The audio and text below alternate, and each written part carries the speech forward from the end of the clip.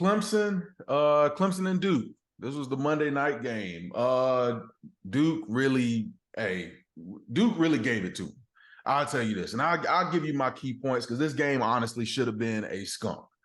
Clemson should not have even scored a touchdown in this game. The only reason they got that touchdown was because of that muff punt that put them in the red zone, and right after that, they went down and got a touchdown. This really should have been a 28-0 game.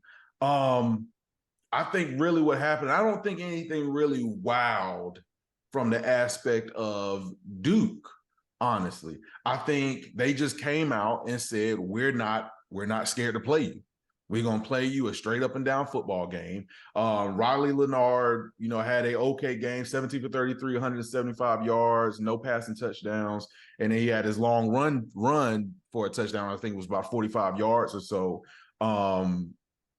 They looked like a team that we have a game plan. We're going to execute our game plan. And they went out and did that. Now, from the Clemson standpoint I think they had a pretty okay game plan going into it as far as running the ball. Will Shipley ended up with 17 carries for 114 yards. I'll take that. Any day, any game of the season, I'll take that from my star running back. And I think that they had great running backs to go with them. But I think what happened was you've got a new offensive coordinator, Garrett Riley, coming over.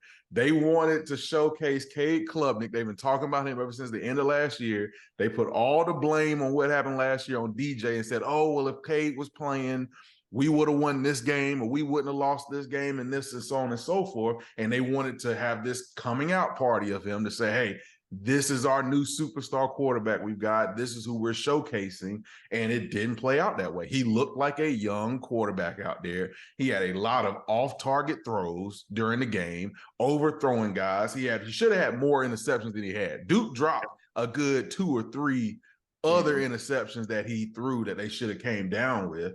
I think what's going on with Clemson is Dabo continues to this day says that he will not go and heavily recruit the transfer portal. He, for whatever reason, he's stuck in his own way that he does not want to use the transfer portal. And in that case, he's getting these guys that, hey, by all means, if you want to get your homegrown guys and develop your own receivers, the problem is you don't have a Justin Ross here no more. You don't got a T. Higgins. You don't got your 2-star wide receivers and your generational quarterback back here that you can go out and win with. And now you're sitting with Antonio Williams, who is a sophomore wide receiver. He's your leading receiver with 56 yards on 7 catches. You don't have anything on offense right now. There's no wow factor, but that's the type of ball that Clemson tries to play with is, hey, we're going to beat you down the field. Our receivers are better than your DBs, and you don't have that right now. And that's why you're seeing this team struggle offensively. And I really think as far as the defense, now their defensive line is always going to be top tier. They recruited that extremely well. They got a guy they were showcasing last night who's in the middle of their defensive line who's going to be really good. The #1 defensive player in the country last year. I forgot what his name was, but he's going to be good. Your corners are so-so, but they do so much talking and end up getting burned. Then they get in their own head and whatnot. And I really do not see, if this Clemson team does not get better offensively, they got a rude awakening coming for them this season. And they're on a downfall right now, especially with how North Carolina looked offensively. Like they kind of got their stuff together offensively and defensively. And you got Florida State you still got to deal with in that conference too. So they do not have a favorable schedule. And I think this team is in for a rude awakening this year. Man, listen, whatever semblance of a dynasty or mini dynasty or whatever that people said Clemson might have had in those couple years when they were kind of, when they won a couple championships, whatever, man, it's over. Paul Feinbaum said it best. And to your point, man, one of the main reasons as to why Dabo is having a problem because he's not adjusting as a coach. He's not using the transfer portal, to your point. Coaching staff, he likes to promote from within, which, listen, if you work for IBM or something like that, that's great. But there are talented coaches, there are talented players that you have access to. Don't think that you can do it all in your house when you don't have to. That's the main problem. But I'm going to give Duke a lot of credit here. Duke's coaching staff, when your team is not as talented as your opponent, what do? You've got to be efficient, Drew. That's your word, efficiency. Riley Leonard, 17 for 33 for 175. Nothing crazy, but he didn't turn the ball over. Yep, he actually completed passes to 7 different receivers. So he, the distribution of the ball, he did his job. He managed the game very well. 3 different running backs, he found the end zone. This is a recipe for any team to win. I don't care if you talk about Pop Warner, college, high school, or NFL. That's a perfect recipe. So I'm gonna give Duke's coaching staff a lot of credit for putting a game plan together that was going to allow them to not just compete with Clemson if they were having an off game, and stay in the game if they have an off game, but completely annihilate them if they were having an off game. And that's exactly what happened. Clemson was off, Duke was on. This is just what happens when these two storms meet up for the most part, unless you talk about elitists like Alabama and Georgia, teams that can be off and still win. Clemson's not that good right now. I'm right there with you. I think this kind of just was a disappointing game on the aspect from Clemson's side point. I was really looking at Clemson as really getting back to their swagger. I understand all the rumors that went through last year. Was it DJ? Was it the offensive coordinator? Was it anybody? Can anybody come in here and get this offensive swagger back? And I think after watching Monday night's game, it's still a no. That was my biggest thing when I took from it was, who are the star players on Clemson's offense? Where are they at? It's got to have a coming out party at some point. I know you're going to have some cupcake games coming down the next couple of weeks, but Florida State's coming soon. Yes. If Clemson goes down to a 2-loss team before, middle of October, it's over. That is a terrible recipe for the rest of this season. I just think Dabo has got to have more control than what we saw Monday night. I really think that you saw a team that really didn't trust their coaching staffs and a coaching staff that let their players down. To me, that is a issue, a huge issue. If I'm a player and I'm out there giving up for my body for this team, and I feel like my coaches aren't putting me in the best position to be successful, I'm going to have issues going into next week's game plan. And I don't think that you look at Duke as a team that did way too much. Yep. It's not like they had a Colorado type of performance and just totally outplayed Duke. It was about X's and O's and who could execute better. Duke did it each drive, each defensive possession, each quarter of that game, and it came out in an overall upset win. Now, on Clemson's standpoint, you can get knocked off your rocker by early conference opponents because they know you very well. They know how to get under your skin. They know the things that you're good at, know the things that you're bad at. So I think Duke's coaches, have probably one of the most impressive coaching performances of the weekend.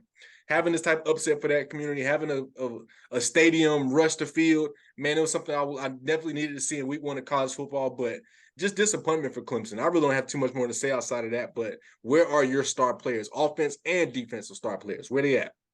Yeah. Well, I'll tell you this. One of them is over at Oregon State. I happen to watch that game too. You know what I mean? You know what I'm saying? Me and a buddy of mine were talking about this on yesterday. It's like, DJ came in. I know we're not talking about Oregon State, but I'm talking more about DJ and how he was, I don't know, maybe misused or not coached right. I don't know at Clemson. Clemson has had the luxury van, like you talk about the elite receivers, 2 generational quarterbacks back to back. You know what I'm saying? Generational receivers back to back. I mean, he caught lightning in a bottle twice. Yeah. I think what we might be seeing right now is the real Dabo swing. Yep. You know what I'm saying? That does not have that generational quarterback, that generational talent altogether on his roster. Yeah. Who can do it without it? And I don't know many folks that can. I think that's just where Dabo is right now. He just doesn't have equal talent, and he's getting out-coached. Yeah. And I tell you what, you look at their schedule right now, and you should cakewalk through your next 2 games with Charleston Southern and FAU. Then you got Florida State coming to town. I think if they don't get – I don't think they will get their act together. I think this is who the Clemson team of this year is going to be unless they run the ball with Will Shipley 25 times a game, and he's got to have 200 yards a game. Outside of that, I think this is who they are. I think they're going to end up getting drugged. I mean, we'll get into that later on for game of the weeks and stuff like that. But Florida State's probably going to kill them. You still got to go to Syracuse, who every season, for whatever reason, Dabo can't coach against Syracuse, whether they're at home or on the road. They squeak by those games every single year. You got to go to Miami. You still got number 10 Notre Dame coming to town, which looks like a completely new team with Sam Hartman right there. And then you still got to play North Carolina and come to Williams-Brice Stadium and again a team against South Carolina, which plays well at the end of every season now with Shane Beamer. So I'm telling you, Clemson might be in for a rude awakening right now when it comes to football for this season. Yeah, and look, and any thought of Dabo becoming the coach at Alabama when Nick Saban retires, every performance like this, he is not he working on not even getting a phone call when it happens. You know what I'm saying? So I don't even know if I want him on the sidelines the way he's coaching right now. Hey, give him as a players relationship coach. He got something like that. Right. Got to get the players fired up. I mean, at this rate, I'm just disappointed in the aspects of, I think before Georgia got to where they needed to get to at today, Clemson was the next in line for the big dynasty. It was Alabama, then Clemson, and Georgia just couldn't get over the hump. And then Georgia came in and just wrecked Clemson's chances of being number one, and they took the spot right now. So I think Clemson's falling down dramatically. The issue is the transfer portal. Dabo is the issue. I hate to say it like that. You've got to get this top tier talent that's out there because you are a school that has been a premier name. Your name is still big. So, and he can get them. If he calls somebody, he might get them. Well, and the problem is you got to do it while you're still hot. You had a bad end of the season last year. You go through a bad year this year. All it is your stock is plummeting right now. It is dropping. And while you're hot, you got to be able to use it. And I really don't think he'll get out of his own way to go and use it. So because y'all know Deion is calling. Y'all know he's gonna pick up the phone and call. And if your son is a top recruit or whatever, or he's at, I don't know, Utah or whatever, looking to make a transfer, Deion calls and Dabo calls. Where's your kid going? Yeah. I'm telling you. Who's not picking up that phone call? Yeah. Who is not picking up that phone call? Exactly. Right. Exactly. So that's what's up, y'all. All right. Well, hey, thank you everybody for tuning in. Leave a comment, leave a like, go ahead, subscribe. We got a lot more content coming your way, and we'll get with y'all next time. Sounds good. Roll Tide.